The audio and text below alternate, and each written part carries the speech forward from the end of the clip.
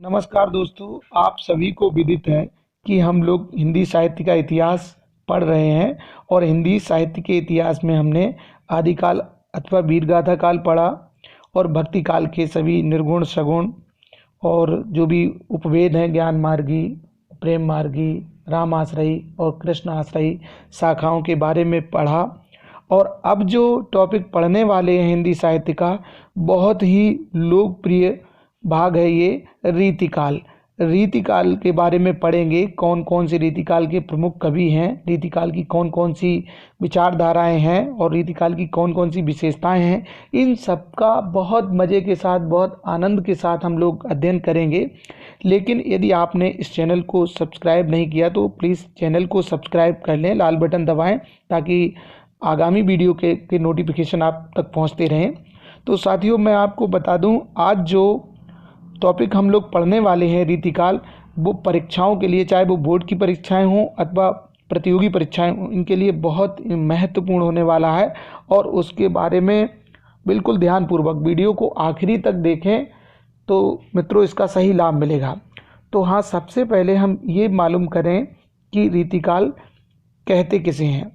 तो विशिष्ट पद रचना पद्धति एक रचना पद्धति कह सकते हैं, जिसे छंदोबद्ध भी कह सकते हैं। छंद के नियमों से बंधी हुई रचना को, काव्य सृजन को रीति कहते हैं। इस परंपरा को, जिसमें छंद के नियम लागू हों, तो इस कारण इसे बहुत सारे विद्वानों ने रीतिकाल माना। वैसे आचार्य रामचंद्र शुक्ल ने इसे रीतिकाल प्रमुख रूप से माना, लेकिन बहुत सारों ने इसमें सहमति दी। तो ये भी देख लेते हैं कौन से विद्वान ने क्या क्या नाम दिया इसे। और इसका समय जो है संवत 1700 से 1900 संवत तक है। लेकिन यदि सन में निकालना चाहें तो लगभग 1700 में 57 वर्ष कर दें कम, तो 1643 से लेकर 1843 तक का सन की दृष्टि से समय रहेगा। तो आचार्य रामचंद्र शुक्ल ने सबसे पहले इसे रीतिकाल कहा और उन्होंने माना रीति शब्द जो है ना, काव्य रीति परंपराओं का पालन इस काल में किया गया। मिश्र बंधु विनोद ने इसे अलंकृत काल नाम दिया और इसके पीछे उनका यही कारण था कि इस काल की जो रचनाएं हैं उनमें अलंकारों का बहुतायत में प्रयोग हुआ, अलंकार शैली का भी प्रयोग हुआ। आचार्य विश्वनाथ त्रिपाठी जी ने इसे श्रृंगाल काल कहा और श्रृंगाल काल कहने के पीछे उनका जो कारण था वो ये था, इस काल की जो रचनाएं हैं उसमें श्रृंगार रस बहुतायत में है। और या कहें कि सर्वाधिक श्रृंगारिक रचनाओं का सृजन यदि हुआ है तो वह रीतिकाल में हुआ है। और रीतिकाल इसीलिए बड़ा, इसकी जो काव्य सृजन हुआ है वो रचनाएं बहुत ही प्रसिद्ध हुई, क्योंकि ये सामान्य जनों का काव्य नहीं था, ये दरबारी काव्य था। राजा और सामंत सुनते थे और कवि सृजन करते थे, तो इसलिए साधारण जनों का काव्य ना होकर ये सिर्फ और सिर्फ दरबारी और विशेष वर्ग का था। रमाशंकर शुक्ल जी ने कला काल कहा कि इसमें अपना प्रदर्शन किया आचार्य तत्वों का, जो आचार्य तत्व होते हैं उन्होंने आचार्यत्व प्रदर्शन किया है, इसलिए कला काल भी कहा गया है। तो मित्रों, इस तरह से विभिन्न विद्वानों ने विभिन्न नाम दिए इसको। इनमें एक चीज़ और भी है कि रीतिकाल को 3 शाखाओं में बांट लिया गया। विद्वानों ने इन्हें 3 शाखाओं में बांटा गया और ये 3 शाखाएं कौन सी हैं मैं बता दूं। इसमें रीतिबद्ध कवि, रीत सिद्ध कवि और रीति मुक्त कवि, 3 तरह की कहना चाहिए वैराइटीज़ है कवियों की, 3 वर्ग हैं, क्लास हैं। तो सबसे पहले बात करते हैं रीतिबद्ध कवि। कौन से रीतिबद्ध कवि थे, जिन्होंने किस तरह की कृतियाँ की, इसके बारे में। जिन कवियों ने रीति निरूपक ग्रंथों की रचना की उन्हें आचार्य कवि अथवा रीतिबद्ध कवि कहा गया। मतलब जिन कवियों ने जो रीतियों से बंधे रहे, उनका संबद्धता रही रीतियों से, उनको रीतिबद्ध कवि कहा गया। और सही बात यह है, इनकी विचारधारा के कारण ही रीतिकाल का नाम रीतिकाल रहा। और आप समझ गए होंगे कि रीति निरूपक ग्रंथ कौन लक्षण ग्रंथ हैं, जो संस्कृत निष्ठ चीज़ें थीं उनको समाहित करते हुए, और इनमें अलंकार तत्व की प्रधानता रही। इनमें प्रमुख जो कवि हैं वो हैं केशवदास जी, आचार्य केशवदास इसीलिए कहा जाता है, चिंतामणि, पद्माकर, देव और मतिराम। याद रखने वाली बात यह, परीक्षाओं में पूछ दिया जाता है कि रीतिबद्ध कवि कौन है, और 4-5 कवि दे दिए जाते हैं। उनमें से एक कवि ऐसा होता है जो रीतिबद्ध कवि होता है, तो उसमें फिर आपको छांटना रहता है कि कौन सा कवि वास्तव में रीतिबद्ध विचारधारा का है। तो बिल्कुल ध्यान रखिएगा। कि केशवदास जी, चिंतामणि, पद्माकर, देव और मतीराम, ये 5 कवि जो है रीतिबद्ध विचारधारा के कवि हैं। इसके बाद आता है रीति सिद्ध कवि। रीति सिद्ध कवि मेरे दृष्टि से भी ऐसा है कि जिन्होंने रीति परंपराओं का पालन भी किया और लेकिन ये सिद्ध करने की कोशिश नहीं की अपने आप को। कह सकते हैं कि जिन कवियों ने रीति निरूपक ग्रंथों की रचना नहीं की किंतु रीति की जानकारी का उपयोग करते हुए काव्य सर्जन किया। जिन कवियों ने रीति ग्रंथों मतलब उनका उद्देश्य ये कतई नहीं रहा, बिल्कुल नहीं रहा कि आचार्यत्व का प्रदर्शन किया जाए, लक्षण ग्रंथों का सृजन किया जाए, लेकिन उन्हें उन ग्रंथों की जानकारी पूरी थी, मतलब रीतियों की सिद्ध करना वो जानते थे।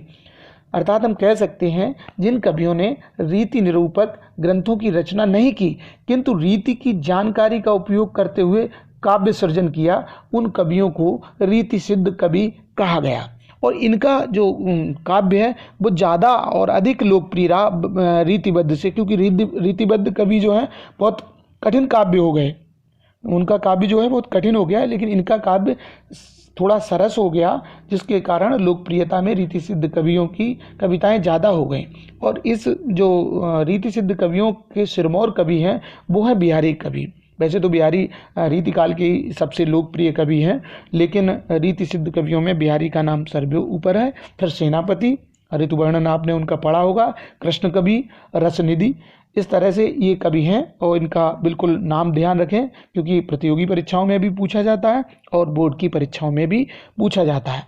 अब रीति मुक्त कवि, तीसरी जो विचारधारा है वो रीति मुक्त कवि की है। और ये जो विचारधारा है रीतिकाल की, उसका नाम से ही सब कुछ स्पष्ट हो जाता है कि रीतियों से मुक्त पूरी तरह से, ना तो ये रीतियों से बने हुए हैं और ना रीतियों को सिद्ध करना है, ये रीति मुक्त कवि हैं। जिन कवियों ने इनको अगर इस चीज़ को और एक्सप्लेन करें, स्पष्ट करें, तो हम पाएंगे जिन कवियों ने ना तो रीति रूपक ग्रंथों की रचना की, ध्यान रखें, मतलब ये रीतिबद्ध नहीं है, रीति रूपक ग्रंथों की रचना भी नहीं की और ना ही रीति की जानकारी का उपयोग भी इन्होंने किया। मतलब एक तरफ रीति रूपक ग्रंथों की रचना भी नहीं की, दूसरी तरफ मतलब रीतिबद्ध कवियों की तरह ये नहीं रहे, और रीति सिद्ध कवि जो जिन्हें जानकारी थी और उस जानकारी का उपयोग किया, इन्होंने नहीं किया। अपने काव्य सृजन में इन कवियों ने रीति के बंधन से मुक्त होकर श्रृंगार परक कविताओं का सृजन किया। एक बार फिर देख लें इस परिभाषा को, इनकी इसके एक्सप्लेनेशन को स्पष्ट करने को, कि जिन कवियों ने ना तो रीति रूपक ग्रंथों की रचना की और ना ही रीति की जानकारी का उपयोग अपने काव्य सृजन में किया, इन कवियों ने रीति के बंधन से मुक्त होकर श्रृंगार परक कविताओं का सृजन किया। और श्रृंगार परक कविताओं में भी मैं बता दूं कि इन्होंने वियोग श्रृंगार को ज़्यादा काव्य का विषय बनाया। इसके बाद इसके जो प्रमुख कवि हैं वो हैं घनानंद, आलम, बोधा, ठाकुर। आपको बता दें घनानंद दरबारी कवि थे, रंगीले बादशाह के, और सुजान नाम की जो नर्तकी थी उसके कारण इन्होंने काव्य सर्जन किया और इन्हें राज्य से बहिष्कृत भी किया गया।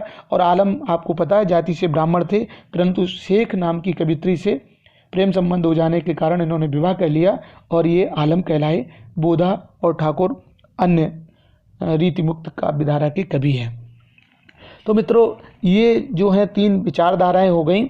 अब इसके बाद आते हैं रीतिकाल के प्रमुख कवि कौन हैं और रचनाएं कौन हैं। ये जो बात बताने जा रहा हूँ रीतिकाल के प्रमुख कवि और रचनाओं के बारे में, ये परीक्षाओं के लिए, किसी भी तरह की परीक्षाओं के लिए, चाहे बोर्ड की परीक्षा हो या विशेषकर प्रतियोगी परीक्षाओं के लिए, चाहे वो PSC हो, MP टेट हो या फिर UP टेट हो, C टेट हो, इनमें सभी में प्रश्न पूछे जाते हैं। तो आप ध्यान रखें कौन से कवि की कौन सी रचनाएँ हैं, और रीतिकाल से बहुत ज़्यादा प्रश्न पूछे जाते हैं। इनमें रीतिकाल के प्रमुख कवि जैसे केशवदास हैं, इनकी रचनाएं हैं कवि प्रिया है, रसिक प्रिया है, रामचंद्रिका वही कहते हैं कि रामचरितमानस जैसे तुलसीदास जी ने लिखी, उसी तरह केशवदास जी की रामचंद्रिका है, रतन बावनी है, और जहांगीर जस चंद्रिका, उस समय जो मुगल बादशाह था हिंदुस्तान का हुआ था जहांगीर, तो जहांगीर जस चंद्रिका भी इन्होंने लिखी केशवदास जी ने। इसके बाद नाम आता है सेनापति जी का, और सेनापति जी की जो रचनाएँ हैं वह हैं कवित्र रत्नाकर, काव्य कल्पद्रुम, और बिहारी दास। बिहारी दास जी की रचना का नाम सतसई है। क्योंकि बिहारी दास जी ने इस रचना का सर्जन किया तो ये बिहारी सतसई कहलाई। और 700 से कुछ अधिक दोहे हैं, लगभग 700 हैं, इसलिए इसे सतसई नाम दिया गया। ये बहुत ही लोकप्रिय काव्य ग्रंथ है श्रृंगार का। यद्यपि इसमें भक्ति और नीति के भी दोहे हैं। देव ने भाव विलास, भवानी विलास, रस विलास, काव्य रसायन और प्रेम चंद्रिका का सृजन किया। वहीं भूषण ने शिवराज भूषण, शिवा बावनी, छत्रसाल दशक काव्य का सृजन किया। और इसमें एक विशेषता है, भूषण के काव्य में वीर रस का पुट बहुत मिलता है। और भूषण को जो नाम है भूषण के रूप में, वो चित्रकूट के सोलंकी राजा रुद्र ने इन्हें नाम दिया था, इसके कारण ये भूषण कहलाए। इसके बाद घनानंद जी, घनानंद के जो काव्य हैं उसमें सुजान सागर, सुजान संबोधन, ब्रह लीला, कोकसार, रसकेली और कृपाकांड है। अब सुजान नाम समझ लीजिए, सुजान इन्होंने प्रेमी अपनी प्रेयसी के लिए ये शब्द का संबोधन किया है। यद्यपि बाद में वो भी भक्ति रस में डूब गए श्रृंगार से उतरकर। फिर मतिराम भी आचार्य थे, कवि कम आचार्य ज़्यादा। छंदसार, रसराज, साहित्यसार, लक्षण श्रृंगार, ललित ललाम, ये इनके प्रमुख ग्रंथ हैं मतिराम जी के। और पद्माकर जी के हिम्मत बहादुर बिरुदावली, जगत विनोद, ये लक्षण ग्रंथ है इनका। पद्माभरण, प्रबोध पचासा, राम रसायन और गंगा लहरी इनके प्रमुख ग्रंथ है। पद्माकर जी के हिम्मत बहादुर बिरुदावली, जगत विनोद, पद्माभरण और प्रबोध पचासा, राम रसायन, गंगा लहरी। इसके बाद अन्य कवियों में जैसे गंग हैं, आलम हैं, आलम के बारे में बता दिया था। शेख कवित्री इनकी पत्नी थी, बोधा और ठाकुर। गुरु गोविंद सिंह, गुरु गोविंद सिंह इसलिए भी वो बहुआयामी व्यक्तित्व के धनी थे। वो नायक थे, सिखों के 10वें गुरु थे, अर्थात उनमें आध्यात्मिक पुट भी था और कवि भी थे, रचनाकार भी थे। तो इस तरह से मित्रों मैंने आपको बताया रीतिकाल के प्रमुख कवि कौन थे और उनकी रचनाएं कौन थीं। तो प्रमुख कवियों में हम कह सकते हैं केशव दास जी हैं, सेनापति जी हैं, बिहारी हैं, देव हैं, भूषण हैं, घनानंद हैं, मतिराम हैं, पद्माकर हैं, अन्य कवि भी हैं। तो भूषण के बारे में बता दूं कि भूषण जो कवि हैं उन्होंने वीर रस का चित्रण इस काल में किया जो काल श्रृंगार था। शिवराज अर्थात शिवाजी और शिवावनी, शिवाजी के ऊपर 2 काव्य ग्रंथ लिखे और राजा छत्रसाल जो बुंदेलखंड के राजा थे उनके ऊपर लिखा। अब बात करते हैं कि रीतकाल की प्रमुख विशेषताएं क्या थीं, कौन कौन सी विशेषताएं इसमें आई हैं। तो ये भी बोर्ड परीक्षाओं में तो ये प्रश्न आता है, ये रीतकाल की प्रमुख विशेषताएं लिखिए। तो मैं आपको बता दूं इस काल में लक्षण ग्रंथों की रचना प्रमुख रूप से हुई। अर्थात संस्कृत साहित्य में जो नियम थे उन नियमों का, चाहे वो अलंकारिक नियम हो, चाहे छंद के नियम हो, उनका पालन किया गया इस काल में। इसीलिए इसका नाम भी रीतिकाल रखा गया है। काव्य में श्रृंगार रस की प्रधानता रही। जो काव्य का सृजन हुआ वह मूल रूप से दरबारों में सृजन हुआ है। जितने भी कवि हैं वो उनमें से अधिकांश तो राजा को प्रसन्न करने के लिए और उस दौर में श्रृंगार की कविताओं का सृजन करना आजीविका का भी साधन रहा। तो काव्य में इन्होंने श्रृंगार रस की प्रधानता देखी। और एक भी श्रृंगार का जो वीर रस और आदिकाल में जो श्रृंगार का रूप था वह रूप थोड़ा अलग हो गया। इसमें नायिका के नख सिक सौंदर्य का वर्णन किया गया। जो नारी का सौंदर्य है वो नाखून से लेकर और चोटी तक का सौंदर्य वर्णन किया इन्होंने। और इसके बाद इस जो काल की रीतिकाल की जो भाषा है वो ब्रज भाषा रही है। ब्रज भाषा है तो सरस और सरल भाषा है और इसमें माधुर्य गुण सर्वत्र दिखाई देता है इस काव्य में, इसलिए लोकप्रिय काव्य भी है। जो कभी युवावस्था में, तरुणावस्था में श्रृंगार का काव्य लिखते रहे वह वृद्धावस्था में आते आते नीति और भक्ति भावना के भी काव्य लिखे। जैसे बिहारी दास जी ने लिखा कोई कोटिक संग्रह, कोई लाख हजार, मोह सप्तपति यदुपति, सदा विपत्ति विदारनहार। इसके बाद केशव दास जी और अन्य कवियों ने अलंकारिकता का भी बहुत प्रयोग किया। इसके बाद नारी के प्रति इनका जो दृष्टिकोण था वो कामुक दृष्टिकोण था, तभी इन्होंने नख सिक सौंदर्य का वर्णन नारी का किया है। तो इस तरह से ये बिहारी दास जी ने पत्राई तिथि पाइये बागर के चौपास, नित्य प्रतिपूनम रहता है आनंद उपजास, नायिका के सौंदर्य का बहुत ज़्यादा वर्णन किया, बहुत अत्यधिक वर्णन किया। तो मित्रों ये था रीतिकाल। रीतिकाल के बारे में मैंने उसे परिभाषित करने का प्रयास किया, विशेषताएं बताई, कवियों के बारे में बताया, रचनाओं के बारे में बताया। अगर ये जानकारी अच्छी लगी हो तो लाइक करें। वीडियो देखने के लिए बहुत बहुत धन्यवाद।